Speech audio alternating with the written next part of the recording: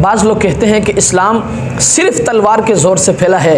यकीनन इसमें कोई शक नहीं कि इस्लाम तलवार के ज़ोर से भी फैला है, लेकिन ये बात भी अपने जहन में रखें कि इस्लाम किरदार के ज़ोर से भी फैला है। याद रखें, तलवार खुद ब खुद तो नहीं चलती, तलवार के पीछे चलाने वाले हाथ होते हैं। वो जो हाथ होते हैं ना, उनके दिलों को फतह किसने किया? हज़रत पीर साहब फरमाते कि एक मरतबा बाहर किसी शख्स से बहस हो गई। उन्होंने कहा कि वो तो चंद जंगजू थे, वो इकट्ठे हो गए और उन्होंने तलवार के ज़ोर से इस्लाम को फैलाया। हज़रत फरमाते मैंने उनसे सवाल किया, मैंने उनसे पूछा कि वो जो चंद जंगजू इकट्ठे हुए थे ना, उनके दिलों को फतह करने वाला कौन था?